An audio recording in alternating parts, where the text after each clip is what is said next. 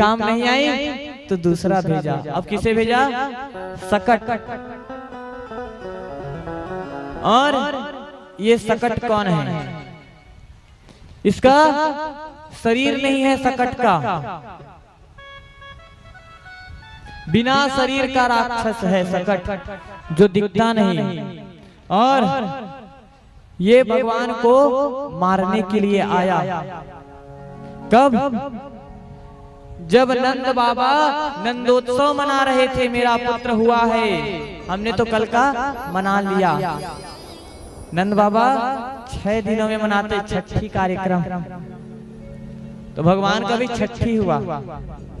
जिस दिन छठी हुआ भगवान का, उस दिन सारे लोग गांव से बाहर गए बैलगाड़ी लेके, और गांव के बाहर भगवान का छठी संस्कार मनाया गया, उत्सव मनाया गया। और जब उत्सव मना रहे थे तो माता यशोदा भगवान कन्हैया को सो गए हैं करके बैलगाड़ी के नीचे सुला दी। और माता यशोदा और सारे गोकुल गांव वाले उधर उत्सव मना रहे हैं, और भगवान बेचारे अकेले बैलगाड़ी के नीचे सोए हैं। और कौन सी बैलगाड़ी? जहां बहुत सारे दही मक्खन तरह तरह के पकवान रखे हुए हैं, उस बैलगाड़ी के नीचे में। अब भगवान को मारने के लिए सकट आता है, चढ़ गया बैलगाड़ी के ऊपर कि भगवान को मार दूंगा। भगवान उठे उसी समय, और उठते ही अपने बाएं पैर के अंगूठे से बायां पैर को ऊपर उठाया, और पैर के अंगूठे से जैसे ही बैलगाड़ी को स्पर्श किया, बैलगाड़ी वहां से दूर उड़ जाती है और उसमें दबकर सकट मर जाता है। तो इस प्रकार सकट भंजन किया भगवान ने।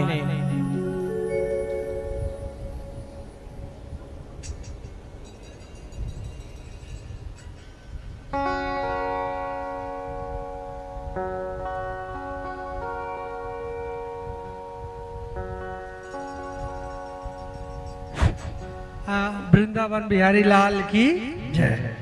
रायपुर से भाई लोग जो आए हैं माननीय वाक समिति, वो लोग कृपया आ जाएं, आप सबका स्वागत है।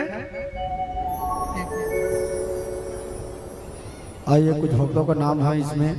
मॉर्निंग वॉक ग्रुप संदेशा रायपुर से आए हुए हैं। श्री एच.के. गोस्वामी जी, शेखर सिंह चंद्राकर जी, चैतुराम साहू जी, परमानंद साहू जी, तुलसीराम साहू जी, चरणदास साहू जी, चुनूराम साहू जी, कुलदीप ठाकुर जी, लखनलाल देवांगन जी, कृष्ण कुमार गुप्ता जी, मित्र साहब जी, मोहित साहू जी, तिवारी जी, परदेशी राम साहू जी, कश्यप जी, आर.के. वर्मा जी और अनिल प्रधान जी, आप मन के मन में सादर स्वागत है।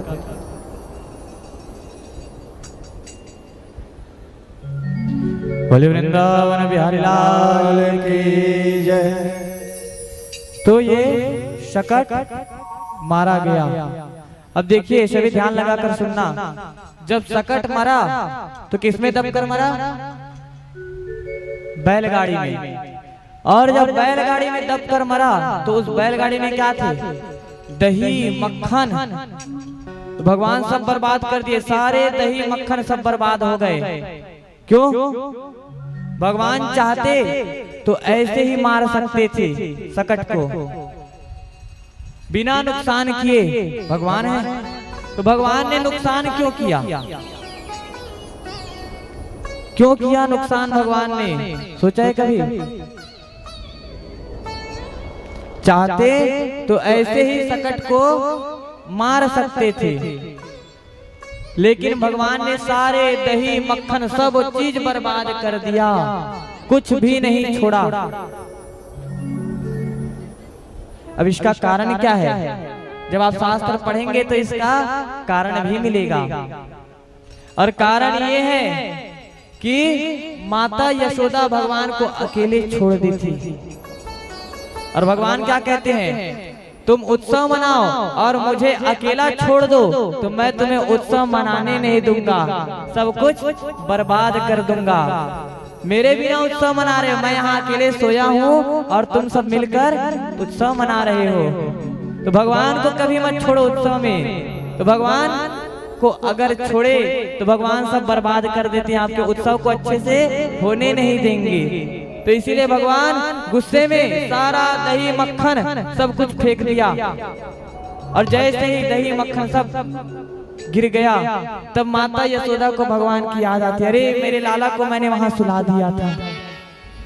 तो जब सब नुकसान होता है तब भगवान की याद आती है। तो माता यशोदा को भी उस समय याद आई, तब भगवान को लेकर आई और तब उत्सव मनाया। जब भगवान के साथ उत्सव मनाया तो सारा उत्सव आनंद मंगल बीता। इसलिए भगवान को कभी छोड़ो मत, भगवान के साथ मिलकर उत्सव मनाओ। पहले निमंत्रण भगवान को दो कि हे प्रभु आप आइए, और